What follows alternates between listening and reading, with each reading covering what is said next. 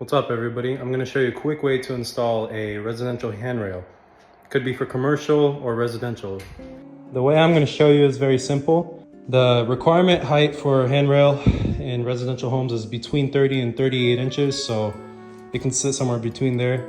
In this case, start out by cutting a piece by 30 inches and let's grab that piece and go measure. Now, the best way would be to chalk line all the way up, but in this case we don't need it. I'll show you why later. But what you do is you get your 30-inch piece that you cut and you mark the corner. From the edge of the stair nose, you level it out and then make an X or mark it. And you do that with the next step. Boom, same thing there. And then you trace your line. And I do this on the bottom and I do this on the top.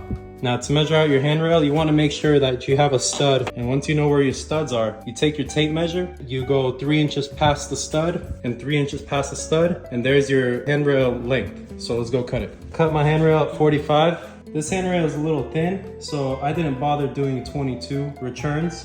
So I just did a 45 return, simple and quick. And the requirement for the hand grab is to have 1 inch and 5/8 between the wall and the handrail. So you get your pieces at 45, and then you want to go ahead and glue and nail them together. I'm using pin nail to hide the nail holes better, and the glue will make it hold better. So let's nail those pieces together and let's hang up the handrail. At first you want to put the glue and spread it out onto the wood so it seeps into that first layer and makes a good layer for the next set of glue.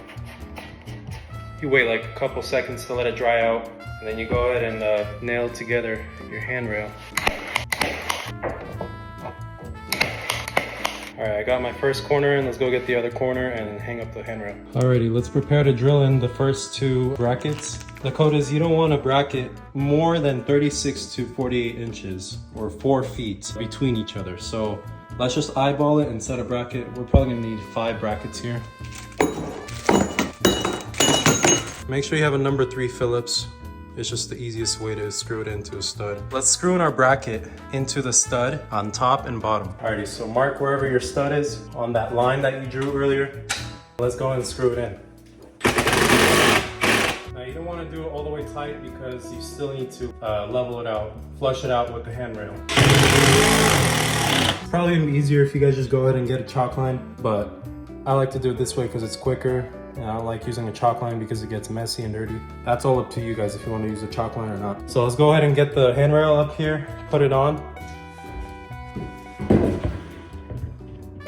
All right, and before you screw it in, make sure you have the same distance between the end of the handrail and the bracket, top and bottom. But as you see, if you measure out 1 inch and 5/8, the bracket's gonna sit somewhere near the middle. All right, now you can tighten your big screws all the way. And look, I only have 2 brackets in, and it's a pretty stiff handrail, so my handrail is pretty much straight. All I want to do now is line up the bracket to where the stud is with my stud finder and just screw it in.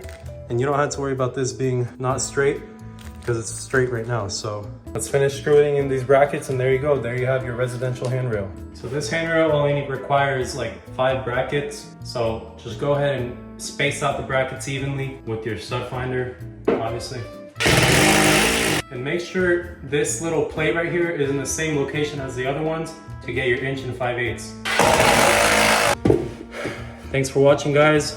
Now you can install your own handrail at home. Peace.